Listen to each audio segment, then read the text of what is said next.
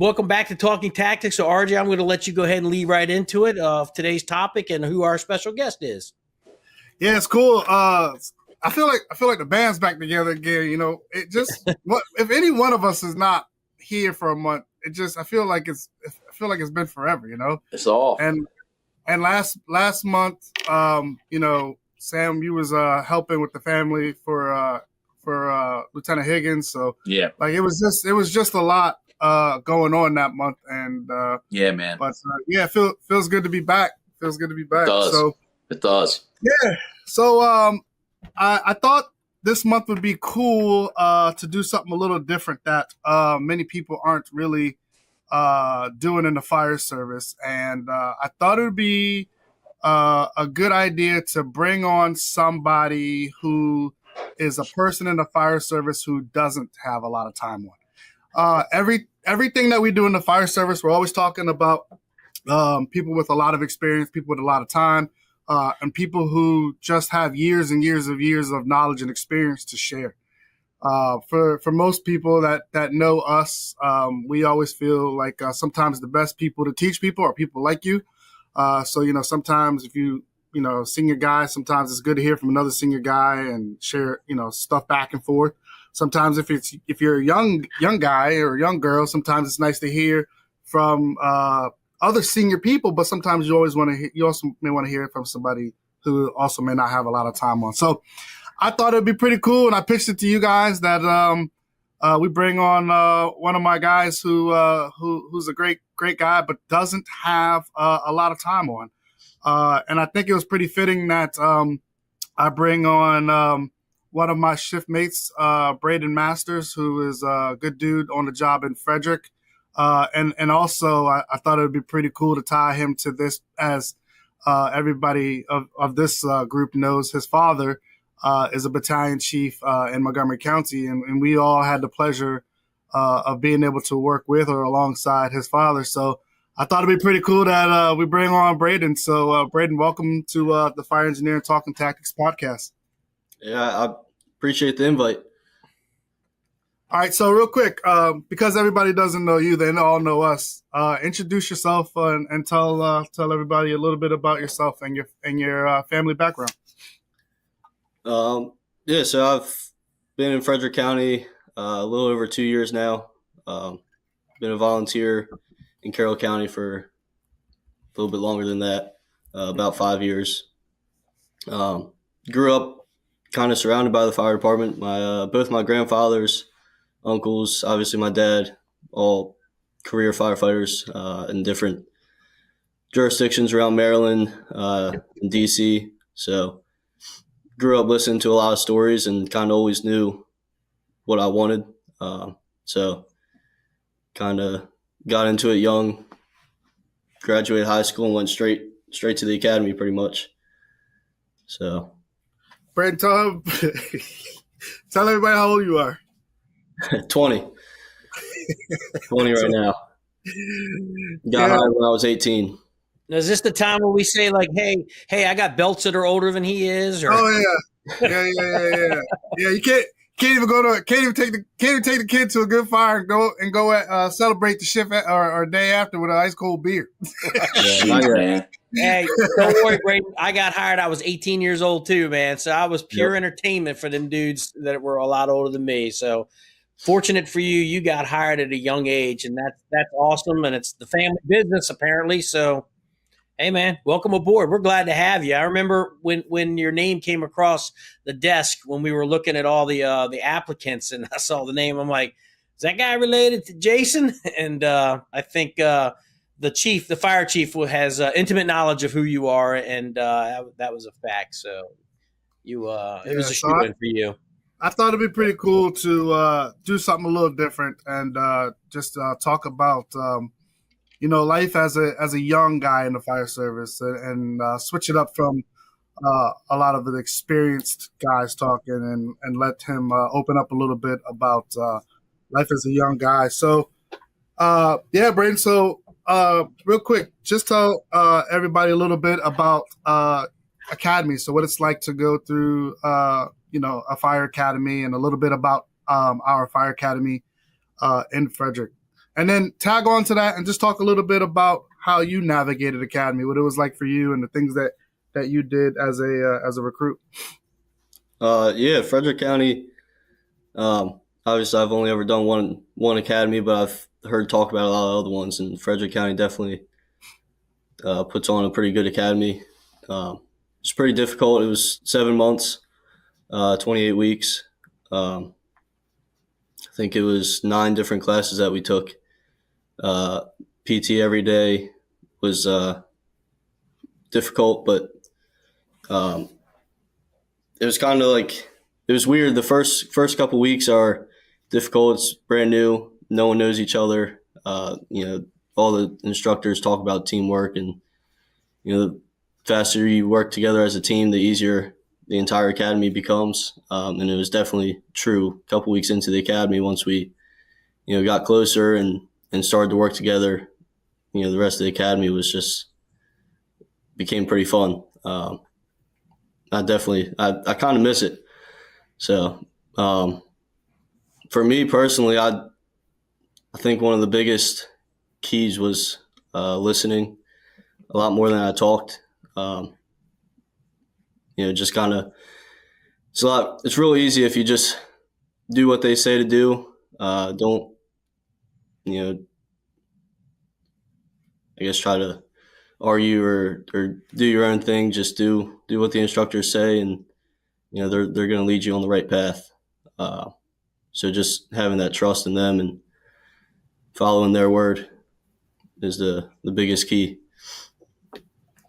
Now talk a little bit about how what your days are like as a recruit. So navigating like your day and things that you try to manage as a recruit. So what it's like. So some things to remember. Sometimes people watching or listening may have a different kind of setup or a different kind of layout where they're from. So you have to kind of like explain a little bit and like in depth a little bit more about what it's like for you, like a typical build out of your day, Yeah. So our academy days started at 7. I normally, most of my class, we were there between 5 and 5:30. Gave us plenty of time to get our uniforms right, do a little bit of studying in the morning, especially test days. We'd be there, even a little bit earlier than that sometimes to get a little last minute studying in.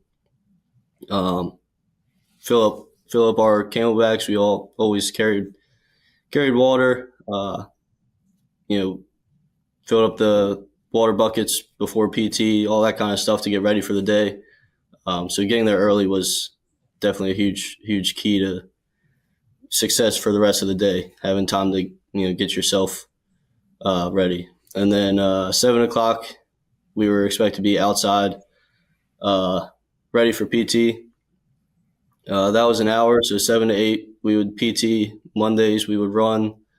Tuesday, Thursday, Friday, we would do some sort of strength and conditioning workout. And then we had Wellness Wednesday, so we'd do Wednesdays we would have someone talk about nutrition, do some stretching, kind of just a recovery day in the middle of the week. And then after that, we usually had about 20 or 30 minutes to get showered, get our uniforms on, and be seated in the classroom, and then start the day, start class.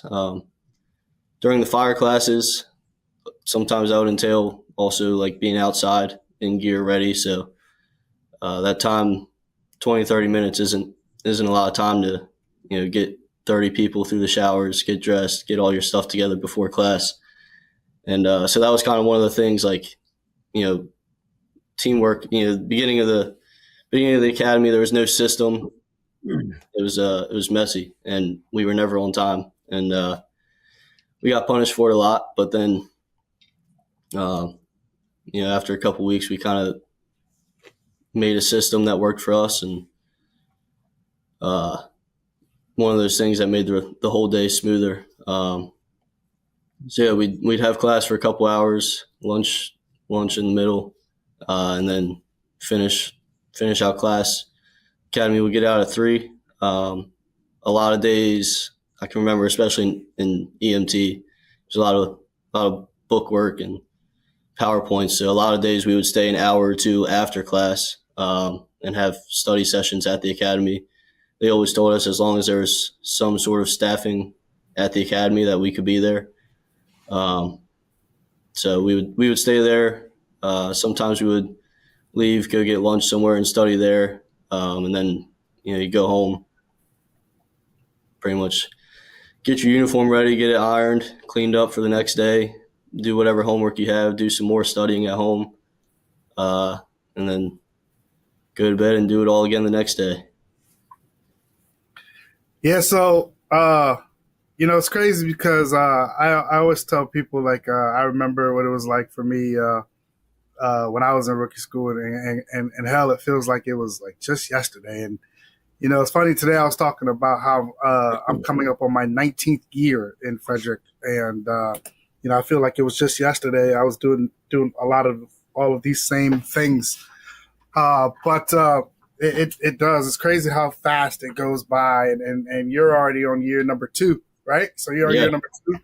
Talk a little bit about when you graduated. So where'd you go, and what was it like to be now a rookie in a firehouse? So I graduated August 11th of 2023. 2 days later was my first shift at Station 1 in Frederick. Busy station. We stayed pretty busy throughout the day. Luckily for me, there was 2 classes that graduated at the same time, so they doubled up a couple stations. So it was me and another guy that both went to Station 1 on A shift. We were rookies at the same time, so we quickly figured out how to balance.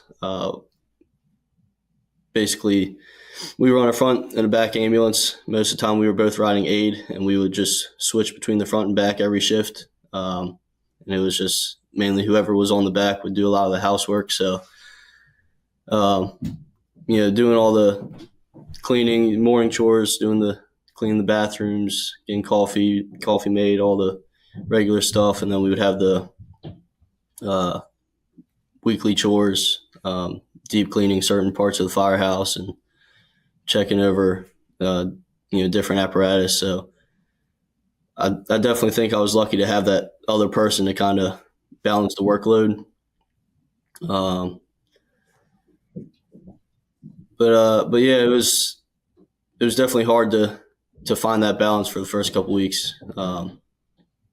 Running 10 calls a shift, sometimes more than that. Balancing that with rookie book, chores, training, all that kind of stuff. And then also still, I tried to prioritize spending time with the guys, just listening to stories, listening to what they had to say. You can learn a lot from that. So that was definitely a priority of mine. So one of the things, I was writing down some notes when you were in recruit school, and full disclosure, I never went to a recruit school when I got hired. We didn't have any in Montgomery County. I was a high school cadet, so we already had my training when I got hired. How difficult was it? I mean, obviously you're bringing in 20 or 30 people that have different work ethics, different attitudes, different approaches to whatever. Some may have come with experience, some didn't come with experience. How difficult was it to finally, kind of get everybody together to become a team? I remember when I was in Montgomery County, I was an instructor, so we taught a lot of the recruit classes, and we would see, and Sam can attest to this, when he was working there, the first few weeks, the recruits, they just weren't on the same page. They were all over the place. They were late getting to places. They didn't have their gear right, no attention to detail. We would end up putting them in a room and we would, basically all the instructors would get up there and we'd start yelling at them, say, obviously you guys don't want to be here. Why don't you quit? There's a Burger King across the street. Go put your application in there. We don't need you here. You guys suck. We've had, we could get better recruits if we just get rid of you. You think you should just quit. You guys need to get your shit together. You need to figure it out. You got 5 minutes to figure this out. And then we would leave and we go into the classroom next door and we would listen. And you would always hear somebody stand up and say, like, look, motherfuckers, this is the job that I want. You better get your shit together. And then kind of everybody would start to gel a little bit. We did that on purpose. So I don't know if they did that in Frederick's Academy, but how long did it take before everybody was like, hey, we need to put all of our differences aside and who we are and our experiences, and we need to start working together if we want to come out on top and not get yelled at or have to do extra reminder type of, can't call it punishment, of things. So how long did it take that to happen? Did that happen? Yeah, it definitely did for us. But it took a couple weeks. Like you said, some people come with, fire department experience, military experience, other, whatever they did with their life before the academy. Everyone kind of came in with their own opinion on how things should be run. And for Frederick County specifically, in the beginning, they would, it was just about every day they would change the squad leaders and platoon leaders. Mess up one thing, you got fired. It was on to the next person. So like the leadership between, my classmates was changing every day, which I think they definitely did on purpose, but it makes it challenging because there's no consistency.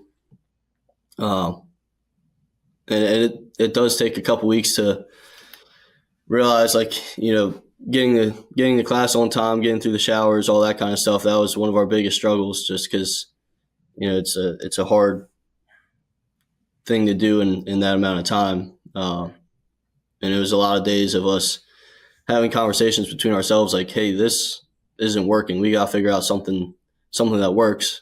And again, everyone has their opinion on how it should be done. And kind of goes back to my thing of just listening, going along with whatever, because, everyone might have a different plan, but as long as you stick with one plan and everyone listens to it, it'll probably work. So just kind of going with the flow was the way I tried to do it.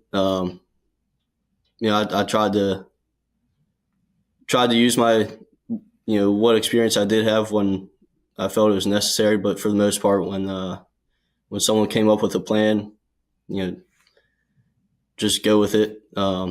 Faster you can get everyone on the same page and do the same, be on the same plan, everything comes together. And then it was probably a month or two into the academy, we got our permanent, squad leaders and our permanent platoon leader, class leader. And then once we had that set in place, it became easier, I thought. Having the same leadership, you kind of learn how, those leaders work. And then, everything kind of became easier because you knew, kind of knew what their plan was going to be, for different tasks. I know, and RJ can attest. I know RJ can attest that. I know Frederick's probably got one of the hardest academies in the Mid-Atlantic area. I don't get a chance to see the recruits out there, but I'm going to swing over to Sam real quick. So, Sam, you led a bunch of recruit classes, so you're seeing it from the administrative as well as the instructor end. What are some of the things that you did, to kind of tune these the new recruits up? I know them firing these squad leaders, that's to teach a little bit of humility. Like, hey, maybe you're not as good as you think you are, and you're not doing the job right, so we're going to get somebody else to do it. Teach them a little bit of humility. So, Sam, speak to when you were the leader running these academies. What was your plan, and what were some of the things that you saw? What was your end result to get these guys on the page? Well, I had, obviously I wasn't alone in that office. I had the support of a great lieutenant who I actually, all of us have worked together with Adam Nichols. He was my Look, I'll tell you, I owe Adam a tremendous lifetime debt of gratitude, because he pretty much ran it, and I supported him. And that it's the thing is, it's almost like when I was in DC public schools. Like, every minute you have them, you've got to get something in them, because you only have them for a finite period of time. And the material we have to go over, not just the basic stuff, but if we want to be able to get some reps in, we've got to maximize our time. So we were always trying to maximize our time, so we didn't have any time wasted in the hallway or with breaks or that kind of stuff. We really tried to keep it as tight as we could, so we could get the maximum amount of instruction in each day. And RJ, talk a little bit about, I know that Brayden sees it from the recruit end, but talk to the audience and let them know why Frederick County's probably got one of the hardest, if not in the state of Maryland, at least in the Mid-Atlantic area, the hardest recruit classes to go through, why it's so tough, and what they get in the end result, because you're there all the time. You're teaching these classes. Yeah, the fire service as a whole, it doesn't matter if it's Frederick, anywhere else, is based off of a paramilitary kind of organization, And when you have a mix of people coming in from all over, different walks of life, different cultures, that kind of thing, you got to try to streamline everybody or funnel them into a process and get everybody on the same page. One of the biggest things I think that Frederick prides itself on is the end result of, taking a whole hodgepodge of people, and at the end result is getting everybody to be one voice, one sound, and everybody sharing that camaraderie, that brotherhood, that sisterhood. I will say that one of the things that we try to do is again, I'm just a small part of it, being a support instructor. But the biggest thing is trying to get people built up for 20 to 25 years of a very dangerous job. You have to start somewhere, and it starts literally with boots on the ground at our academy. One thing I want Brayden to talk about, which I wrote down, and I don't even think he realized how many times he used the word, but time. Time is huge, and I don't think people realize the time that is involved. One of the things he talked about was getting in early, leaving late. So Brayden, I would like for you to speak a little bit about time, and now transitioning a little bit more into the firehouse as it relates to time. So talk a little bit about time and in your 24-hour day, being busy, running calls and stuff like that, how time plays a huge factor in your day, because again, that's something that us as instructors all try to do, is build the day of recruits, factoring time. And like Sam said, you only have but so much time. And so it's kind of interesting, and I kind of too want to hear it from him as a young man on the job, but like time as it relates to now how you use that or to your help or disadvantage in the firehouse. Yeah, it's there's never enough of it. So trying to find that balance, so in the firehouse, our shifts start at 6. I still, when I was on probation, even still, I'd get there at 4 o'clock, 4:15. When I was a rookie, it was kind of the same morning routine from 4 to 6. It was the same thing every day. Walk in, start the coffee, put my gear on whatever unit I'm riding, do my checks. That usually took me until about 5, and then use the rest of that time to, check my, email, timesheets, all that kind of thing. I would normally sweep the firehouse before most people were in there moving around, try to get that done. And then also, so we did line up at 6 o'clock. Everyone met at the kitchen table. Me and the other rookie, we would split it. One of us would bring a EMS protocol so we had different sessions in our rookie book that had different protocols and different policies to focus on for that session. So one of us would bring a EMS protocol. One of us would bring a Frederick County policy from our rookie book. We would bring that to line up, talk about that. So that was also kind of part of my morning routine, printing that out, reading over it before I talked about it at the table. And then, so do that, go over the policy, procedure. We would do our streets every morning. And then after that, most of the morning, try to, do things like morning chores, clean the bathrooms every morning once everyone was out of the bunk room. Try to get, work out in the morning. And then the rest of the late afternoon after lunchtime was normally spent doing some sort of training, doing the weekly station cleaning or apparatus checks. And then, balancing that with running calls in between all that.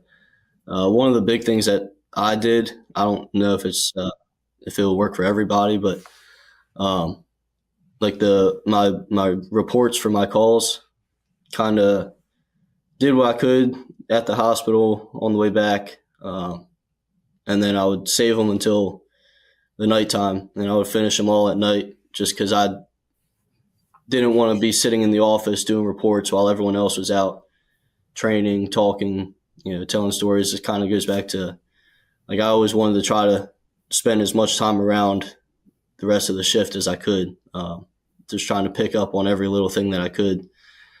So I saved that stuff until the nighttime, waited for everyone else to go to bed, and then I would take that time to go sit in the office and do my reports and that kind of stuff. And then, another thing in between all that was studying, finding time to study, what was in my rookie book. Again, having that other rookie, we could sit there and quiz each other. We were both learning the same things, both, testing out of each session in our rookie book at the same time. So being able to bounce ideas off each other and help each other in that way was a huge help. So yeah, I mean, I guess it's just finding that balance and trying to get everything done in that short amount of time was difficult, but there is time to do it all.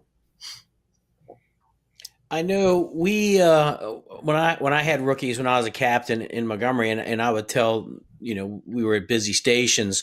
It's like, look, we really want you to do your rookie stuff at work, but there's a fine line. There's only so many hours in the day. You definitely need to get your sleep, especially if you're going to be running 3 or 4 calls after midnight.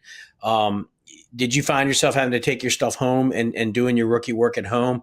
And I know as instructors, we were like, hey, the firehouse is the place to do this stuff. So when you go home, you can be off. But when you're at a busy station, you may find yourself having to actually do your recruit class at home.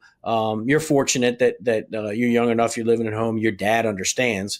But somebody that's might be older, maybe married or whatever, wouldn't understand that. So did you find yourself having to actually, hey, look, there's not enough hours in a day at work, I'm going to have to take care of some of this stuff at home? Yeah, there was times for that. Some of the projects we had, like, inventories, or, typing some stuff I did at home. But a lot of the studying, like the policies and procedures were kind of the main things to study. And then we had different trainings that we had to get checked off on. Obviously the training we had couldn't really do that at home, but a lot of the studying was, I did some at home, but again, having that other person to kind of not necessarily split the load, because we both had to know everything, but that kind of each of us bringing something to the table, rather than only being able to do one thing at a time, helped kind of divide that time up. So I didn't have to do a ton at home, but there were definitely times where things had to get done, and I didn't have enough time at work. So Did you find yourself learning some time management? That's the biggest thing. Like RJ had brought up time, Sam brought up time. We know that there's only so much time, and coming into the fire service young, first of all, having somebody yell at you that's not your dad when you're in the training academy, and then learning that time management. That's such a critical skill that I tell you what, even adults can't figure that out. But I figured within the first couple of weeks, you had to learn, not only how to do time management to make sure that you're in uniform and ready to go in the classroom, but also now being at a busy firehouse, and you're fortunate that you are at a busy firehouse, you're going to learn a ton. But just that time management skill is so critical, because as you move forward in your career, you're going to be able to split the time for studying, for promotional exams, and family life and things like that. So do you feel that you've kind of learned a little bit about that, or was there a moment that it clicked and go, oh, if I do this, this, and this, I can make this happen? Or is it just something that happened organically, and next thing you know, you're doing it? I don't think there was necessarily like a single moment in time. I think both in the academy and once I graduated, it was a couple weeks of troubleshooting, trying to figure out what worked for me. But you just gotta prioritize. You find your priorities. Figure out what needs to be done at work, what can be done at home if needed, and then just trying to find that flow that works for you, I guess, throughout the day. And like I talked about my morning routine, like it was the same every day. And even when we got our new rookie a couple months ago, I came in the first couple shifts, and I think I talked to the other guy that was a rookie with me. I was like, man, I don't really know what to do with my morning now. Like, I gotta let him do it. I was like, making the coffee, all that kind of stuff. I was like, that, I had it down where I didn't even have to think about it, and I had to find a new routine, kind of. So. That's one of those things you'll find that you're not always going to be the new guy. Right. But, a couple of things that you said that I wanted to compliment you on. Finding out that, hey, if I get to the academy a little earlier than normal, I can study, I can get everything together, I make sure everything's good to go. But that transitioned into, and I saw Sam smiling, but that transitioned into getting to work. Yeah, work starts at 6 o'clock in the morning, and you're at work by 4:30. That's phenomenal. And don't ever lose that. I loved being the first person at work, because I would make the coffee, even if I had 20 years on the job. It means I got the first cup of coffee. Same thing at work. I show up at headquarters. I'm the first one on the floor, and I can get so much work done. So that's something that carried over from, when I first started as a firefighter. So don't ever lose that. Don't ever I can hit snooze one more time because I can be at work. That discipline is important, and that will transition into when the new rookies come in. When you're at work before them, the first thing you need to be saying is, brother, you need to be at work before me. That coffee should already be made. And if they're not doing that, that's where you can, now you're picking up the reins. You're not the what'd you say? He's the senior rookie now. You're not the young guy anymore. So hats off to you, man. Keep that up, because that's some of the things that us, the old hats, like to see, is that, that's a great work ethic. You're showing up to work an hour and a half, 2 hours. That pays dividends in a busy station. If you relieve that dude that's on the ambulance that's taking a beating all night, they're not going to forget that. And here's something that'll transition into as an officer. When I was an officer, if I knew you would be coming to work an hour and a half, 2 hours early, and you slipped up and you actually were late, I will work with you to find you somebody to hold over for you. But if you're showing up to work 5 minutes before shift starts, we don't give a shit. You're late. You're going to be doing the paperwork. So that's something to think about, especially if your power goes out and you're used to getting up 3 hours early and you're at work 2 hours before it starts. Your power goes out and you might get to work on time as opposed to being late. So without me rambling on, my hat's off. Man, I respect that. I want to tag on that real quick, Dave, because you mentioned old heads, and I'll put this out a little bit more, and then I'll have him explain a little bit more. So where we work at Station 1 is, I would probably say, the hub of all of the traditional style old school firefighters who come in the morning time for coffee, to the point where they actually call themselves the coffee club. And it's all of firefighters from not just Frederick, but Montgomery County, Howard County, a lot of different neighboring jurisdictions. They all come in every single day religiously between 6:15, 6:30, somewhere in that ballpark, and they'll stay for 2 hours. And every single day, they all have coffee at the firehouse. And I can tell you this, the age gap of years, or the year gap between myself and Brayden is almost 17 years. And even myself, I like to spend time with those guys in the morning and listen to the stories and listen to the history. Frederick is a very old city. It's a very old place. And a lot of these guys have a lot of that history and that knowledge with them. And what better place to be than at the kitchen table, and to be able to sit amongst those people and share coffee with them, and to be able to pick up experience, and to be able to pick up, the history lessons that you just can't get. You know what I mean?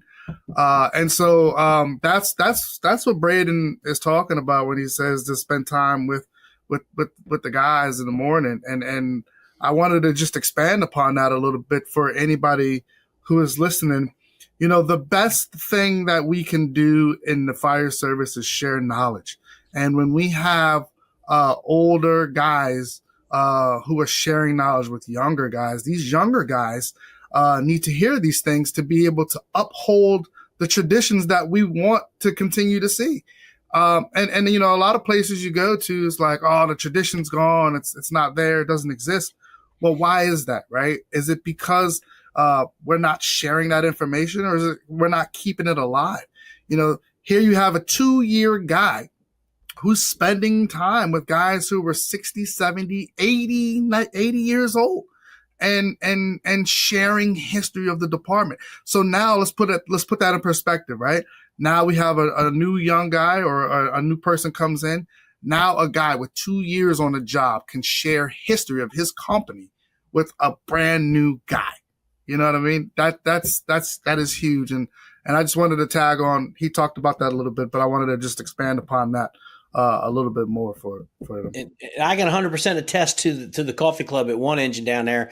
Their fire chief, their volunteer chief, or the corporation chief told me what their budget is for coffee.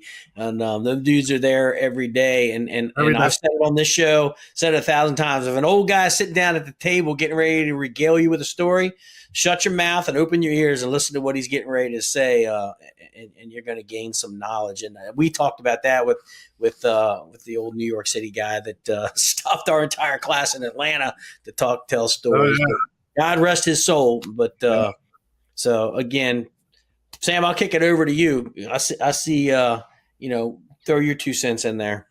No, I mean, listen, the big ups on keeping that getting in early thing. I can tell you, it'll pay dividends through your entire career.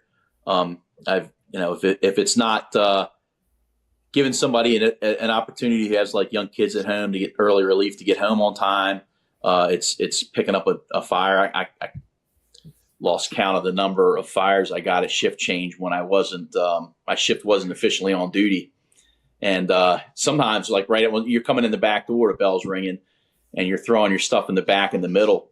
There's 5-person pumpers, and you're the 5th dude riding down the road, excited because, hey, you got up an extra hour early than most people did, and you got to work that early.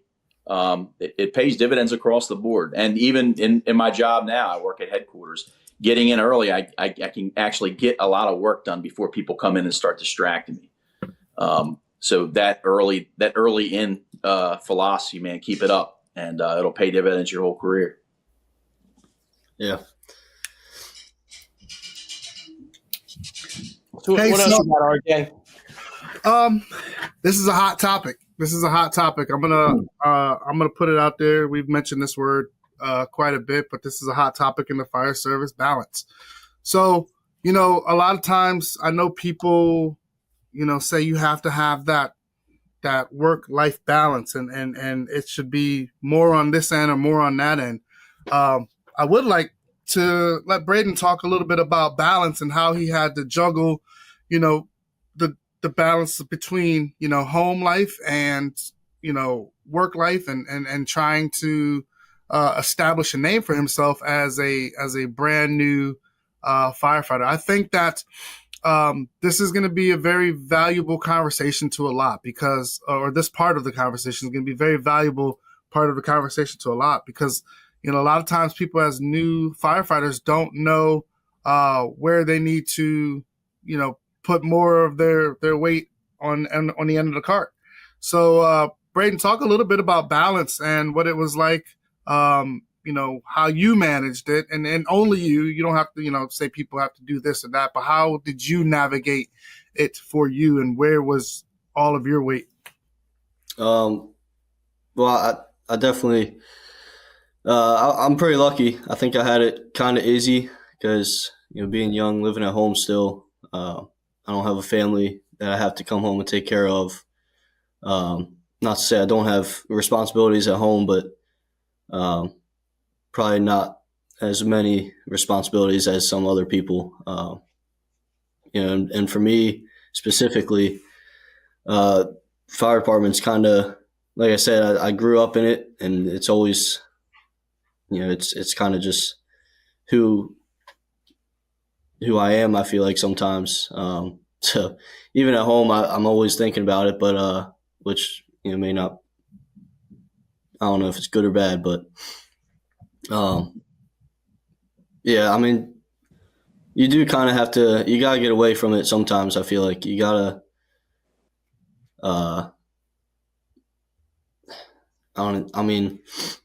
you gotta do other things at home, kind of separate yourself from it. That way you can come in fresh, your next shift, especially if it's, stressful, I guess, at work. Coming in fresh the next shift, that, helps kind of relieve that. You don't come in, already stressed out, hot, not having a good day to begin with. So kind of hitting that reset button, I guess, in between shifts was, kind of something I tried to do. Yeah, I mean, I don't know. I don't know if I can talk much about that. It's I feel like I try to, like, I'm always thinking about it. That's good. You're not alone. I can tell you right now, all three of us are always thinking about the fire department. It is okay. It is okay to love the job. It is okay. And it is okay to listen. We're self-deprecating. It's hard to compliment ourselves, but Dave, this is getting ready to be a good part coming from Sam. I'm actually excited for what he's getting ready to say right now. No, man, look, I've been the best firefighters I know are buffs, and I'm gonna take some notes. I can't tell you how many times I buffed jobs off duty. You show up. That's why you always carry. Frederick's got 2 sets, right? 2 sets of gear. No, well, always carry your 1 set with you. Always have it with you, man. You never know, and nobody's going to yell at you for showing up and helping. And if they do, give them my phone number. Especially now. I couldn't wait for this part for Sam to chime in about how it is okay to be a buff. I'm telling you, man, your whole, the love for and it doesn't have to, and that's the great thing of it. You have this thing that drives you, that compels you to do things above and beyond what the career basic, the basics of what the career asks for you. And those are the things that when you retire, you can still do. You can still buff jobs. You're not going to show up and start tossing ladders, but you can still be into the job when you retire. And that's the beauty of staying, of just, don't ever, and you'll run into these people. You may have already run into people, people that are salty and everybody's wronged them and whatever, but they may say, oh yeah, man, look, don't get too eat up with it. No. Giddy up with it. It's okay. It's the best way to be. Sam said, it's okay to love this job. I can tell you right now, my wife will come down here. There are many times that I see a column of smoke off in the distance, and we drive for 30 minutes, and we ain't getting any closer. And finally, I just have to say, well, obviously that fire is really far away. We've chased columns of smoke. We buffed jobs. Sam will tell you, we were calling each other on the phone. He was doing a ride along with me as a battalion chief, and we ended up coming in on a working fire. We had our gear with us. Look, Brayden, 2-cylinder fire. It was awesome. But David say, "Hey man, it's not looking good in there. I need you Division 1." And we went in and had 2 cylinders worth of work. It was awesome. It's like RJ said, it's okay, and Sam, to love this job. This is the best job in the world. We'll tell you that hands down. I mean, we think about the fire service when we're off, when we're on duty. We're always thinking about how can we make something better. Hey, this didn't go so well. How can we make that better? Hey, this tool does a good job. How can we make that tool a little bit better? We're always thinking, and like Sam said, don't let anybody take away your passion. You can love this job. I still volunteer. I've been a volunteer since I was 12. I still volunteer. RJ still volunteers. I can grab Sam. We'll get in the car. We can go run calls together. Brayden, you still volunteer. Don't ever lose that passion. Always thrive to want to learn more about the job, because this is our life. This is literally, the better we are, the safer we are. The more we think about the job, the more we think about making ourselves better, making your shift better. You're contributing, so it's okay. Not everybody is going to be into the job like you are or like we are, and that's okay too. I don't want everybody to have to be like me, but don't put me down just because I think about the fire department all the time. That's just who I am, and it's okay. Love the job. Yeah, I'll tag on to that too. I think that when I look back at my rookie year, I had a very, very good mentor, Pat McTighe, which is the son of senior man Pat McTighe, who retired from Montgomery. But his son was my mentor, and I did a lot of trying to make a name for myself, trying to show my shift, trying to show the guys and girls on my shift that I was all in. And I think the biggest thing to put emphasis on is that when you are going through your probationary year, you have you're pretty much, you're auditioning. You're showing your shift, you're showing your people, you're showing the people from your job, not just your firehouse, but outside of your firehouse, the companies you run with. You're showing people that you're a good person. You're a person of good character. You're a person who cares about the job. You're a person that they can call on or rely on if something needs to get done on a job. So in order to do that, people have to know that the person that they're going to call on, the person that they have in front of them, is a guy or a girl who cares about the job, who is all in. Your first couple years are dedicated to just perfecting the craft and perfecting your craft, to making yourself better. Being able to take as many classes, going to expos and conferences, watching seminars, doing things like this, getting around other people. Those things are all things that you are doing in your first couple years to just build up your knowledge and your street base for being able to do the job. So it is no shame to say, man, I am all in. I love this, and I love doing it, even in my days off. We all do. It's just one of those things. And I'll tell you this, and I'll tell anybody else listening. One thing that makes my heart happy is that I get to work with guys like you, and get to work with other guys who are all in, who all care about it. It's a good thing when you're off and a call goes out and you want to listen. You want to listen to hear what's going on. You want to listen to hear the tactics that are being deployed. You want to listen to hear things that are things that are going on in that call, to help you put it in perspective for when the time comes for you. So I gotta give you kudos for that. And I think all three of us would agree it is okay to say that you love it that much that you you want to deal with it and listen to it on your day off. So never be ashamed. Never be ashamed to say that, man. It's a good thing, And like RJ said, to tackle on that, go do the training. I mean, you'll get the training that you need at the training academy with the classes you need to promote and everything. But there's so many other things that are out there that are outside of the fire department, but are still fire related training, conferences, seminars, going to expos, just being around other firefighters, looking at other tools, reading trade magazines, watching, trade videos, things like that. Better yourself. It's meant to make you a better firefighter, and you owe that to you. You owe that to your family and your shift mates to be the best that you can.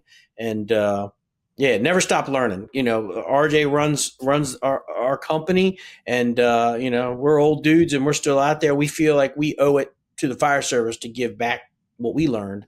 So don't ever be afraid to say, hey, you know what? I want to go do that. I want to go take this class. I want to go, make myself better. Don't let everybody pull you down. Make yourself better. So we are coming down to, as Frank Ritchie famously says, the witching hour. I'm going to run around the horn a little bit, but Brayden, I want to hear a little bit more from you. Where are you now? What are you looking at? I know when we were talking offline, you want to stay at Station 1. Obviously, there's so many people that want to be in the city departments that run some calls. We know that Frederick can sometimes be notorious for moving people around, but wanting to be at a busy station, that's a good thing. So, what are some of the things that you're doing now? You've been off probation now for a little over a year. As RJ says, you're the senior rookie. What's in your horizon? What are you looking at? You looking at going to the paramedic route, or just going to continue to take your classes to move on to technician and keep on going? Not necessarily the medic route. I don't think I'm going to do that, but short-term goals, trying to get my classes to promote to Fire 2, Fire 3 coming up, and then start focusing on, the more promotional classes. Hoping, in the next year or two, maybe start doing my driver's training, that kind of stuff. But yeah, really just trying to, like you said, trying to stay at 1 as long as I can. I love it there. And trying to one of the biggest things I try to do is still keep myself grounded, I guess. I kind of still think of myself as the rookie sometimes. Still try to make sure stuff gets done and try to be a mentor to him, to the new rookie. Still trying to take on as many jobs and responsibilities around the firehouse as I can, because I like helping out and just trying to feel like I'm still still got to prove myself. I'm off probation, but I'm still a pretty young guy. Still don't have as much experience as everyone else. Which, I know will come with time, but there's still, things I have to prove, I feel like. So, even though I'm off probation, I'm trying not to lose that mindset of, getting things done. I don't want to just fall into the recliner and give up on everything. So it is actually, on our rookies Kelly Day, kind of leaves me back in my rookie spot. So kind of get to go back to that a little bit sometimes, but that's kind of my biggest thing, is just trying to mentor him, kind of show him, he knows now, but showing him what needs to be done as the rookie, and trying to help him be successful, and keep the station clean and keep it running the way it should be, or my biggest focus is. Brayden, if you could give some advice before we sign off, if you can give some advice to a firefighter that is around your years, so somebody who just stepped into the firehouse to that 2-year mark, what are some things that you would give them as advice to be good?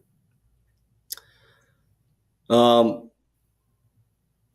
guess they say you got 2 years in one mouth for a reason.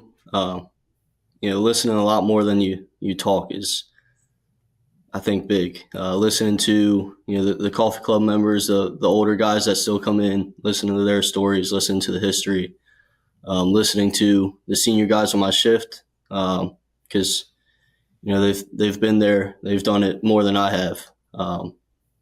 They know better than I do, for the most part. So it's there's always something to pick up when someone else is talking.